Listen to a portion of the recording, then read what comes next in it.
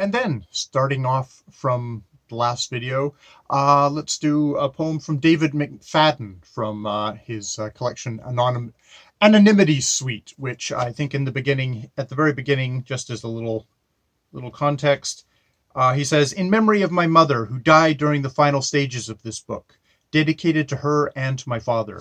David McFadden himself died in, I believe, 2016 or 2018, and is a lovely, lovely poet. And let's just go right into the thing. He's an Ontario poet, but this is something a bit more about my neck of the woods in British Columbia, northern British Columbia, sort of my neck of the woods. I'm an Okanagan boy, and but I also married a Williams Lake girl. So this poem has I have reference points for this poem. So it's called Midnight Shadows. They were peaceable and lived idyllically. Now their sacred lakes are poisoned. But in the winter there'd be territorial skirmishes. People would be killed fighting for possession of the steaming tunnels and thermal caves. No indigenous people here now. No Shuswap, no Kootenai, no Blackfoot, no Chilcotin. Driven out by mustachioed miners, salesmen with cynical economic theories, evangelicals begging to be burned alive or nailed to crosses. In the Selkirks, winters haunted, unpleasant, empty. I'm driving over from New Denver to Kaslo, a starless, moonless night in the mountains. And there in my headlights appears a severed Indian head, impaled on a stake. My heart is beating. I stop, back up, and point my headlight at this sight. But it's merely an accident of form and color, of autumnal foliage in midnight shadows. Later I discovered the spot in question was the site of a silver mine a century ago, a spot claimed by tough miners tramping north from Utah and Idaho. In order to scare off bothersome natives, they'd nab one at random and murder him, then sever his head and impale it on an upright stake at the edge of the camp. That would be enough to send the others on long treks through snow-filled valleys looking for alternative hot springs. A crowd of natives of all ages quietly weeps. A 7-year-old boy at the front of the crowd joins in the sorrow, a couple of hundred all standing there crying. A Caucasian girl who is also 7 approaches the boy and takes his hand. "I've been crying too," she says. "For how long?" says the little boy. She gives no answer. They both start smiling. When I wake up and look out the window, 7 pigeons, spaced evenly, are sitting on the wire and gazing my way.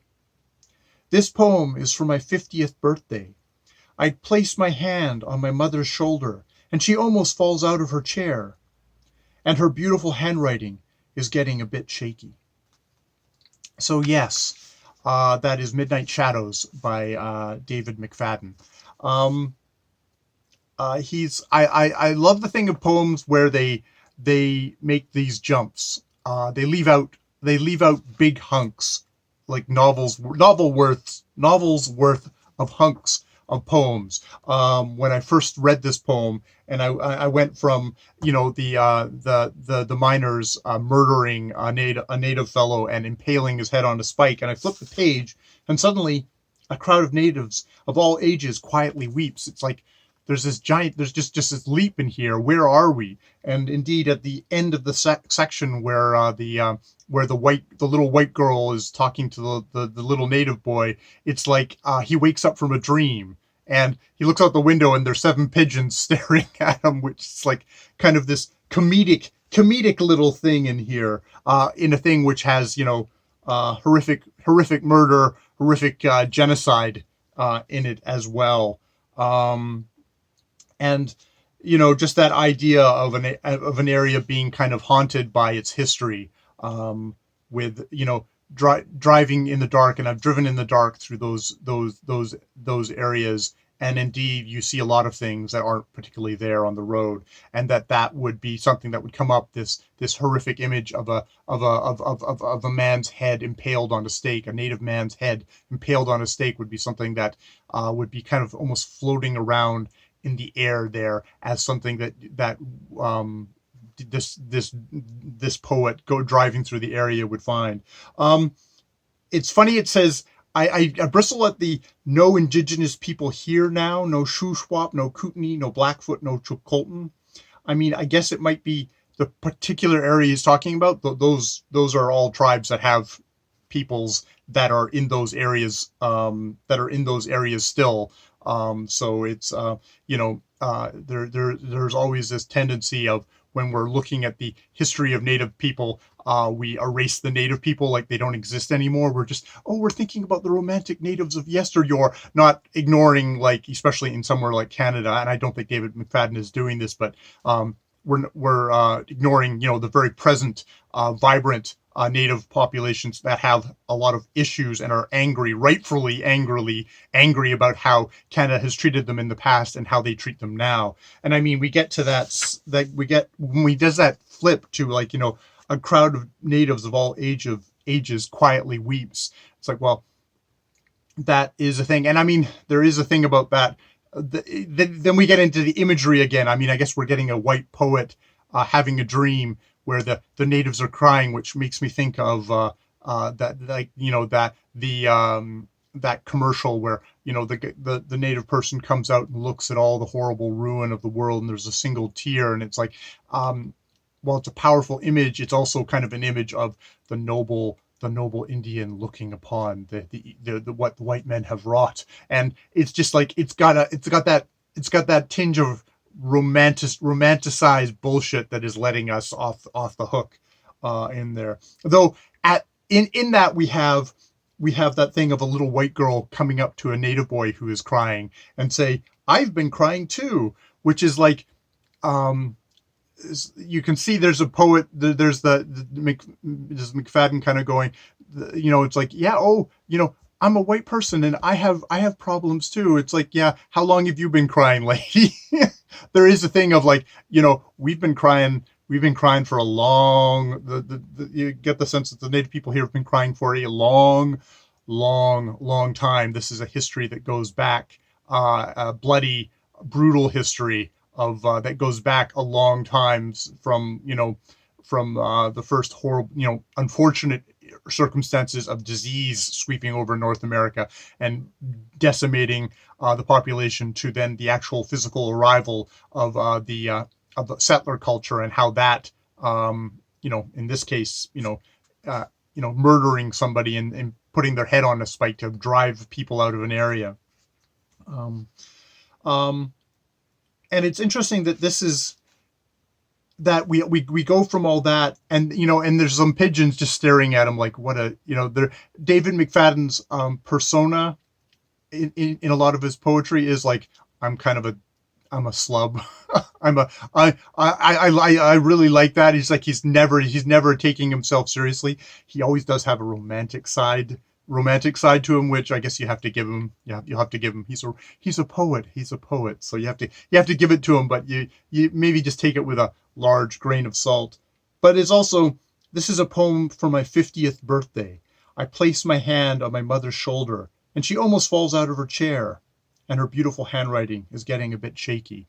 So it's interesting. We've gone from, in this poem is just, it's 2 pages long, and it is so jam-packed with stuff of going, from they were peaceable and lived idyllically, and now their sacred lakes are poisoned, which actually, again, that is, to me, maybe the criticism of this poem is we're definitely getting, he is a romantic poet, and he's looking at Native people in a romantic way, which I bristle against. It's not that I know any better, but I'm sure I have a feeling like a Native person who's like, it's like, yeah, we lived here, and we fought, and there were shitty people and there was good people, there's parts of this that I bristle against. I mean, there's also a view of nature in there, of this is kind of a sacred, but also this is how we live. This is, so you obviously you want to hold that sacred. I don't know. I do wonder about that now. This is written in the I think 1992 is when this was published. I'll have to look. When he was 50 and I was like 1992, when he was 50 and I was a young whippersnapper in my 20s, something like that, 20s. Or I'm like 50 something now. So this is a poet who's writing from when he is my age now, and his mother is showing her mortality, is dying, which is an interesting. I struggle with, like, at that end. It's like, what we don't. Why not end with 7 pigeons spaced evenly and sitting on the wire and gazing my way? It's like, but we go to the next one. This is a poem for my 50th birthday. This is a poem for my 50th birthday. So maybe it's centering the poem as like, hi, this is my poem. This is my point of view. This is from this particular point in my life that I'm looking at this world. And this is the context. I'm living in a context where I'm 50 and my mother is getting on and is not going to, is showing her mortality. So that's a personal history as well as this kind of little slice of Canadian history. I can't remember. There's a thing at the beginning of this book, and I think when he was talking about it, I attended a reading with him. Midnight plus the dice throw and some ordinary rules. Steve McCafferty. I'd have to look that up, but I think there was a thing of, he's sort of a formalist poet, David McFadden, in that he would use dice to, like, say, okay, I'm going to do this number of I've lost my page now. I'm going to do this number of stanzas. I'm going to do this number of lines in each. How many lines will I do in each stanza? And he sort of used that to kind of give himself a structure. There's a thing of here, it's merely an accident of form and color of autumnal foliage in midnight shadows. So there's that accident of form and color. It's like, well, this is the accident of the form. So this is the form I have. This is the shape. So this is where I'm going to just pour in, and we're going to see what I see in those shadows, in those midnight shadows. And of course, I guess we get midnight shadows of the darkness of midnight, of dark midnight of midnight of the soul, midnight of this is the midnight of Canada, of driving the peoples that were here before off their land, or murdering them, or herding them into residential schools, trying to strip them of their culture. But this is also the midnight of I'm getting older and my mother is going to die. So it's just like, and so it's just that idea of projection of, like, I'm going to put something out, there's something there, and I'm going to project myself into it. And indeed, what am I doing is I'm taking David McFadden's poem written however many years ago, and I'm projecting myself into it. I'm coming up with my own stuff, and where there's the gaps, I'm putting myself into it, like, of what's going on here, and I'm putting my own history into it. These are areas that I've driven. I talked about driving these places at night and seeing stuff in the shadows, of seeing figures, specters myself. I don't believe in ghosts and stuff like that. I believe in the power of the human mind and its infinite capacity for creating order out of disorder. And on that note, I'll stop.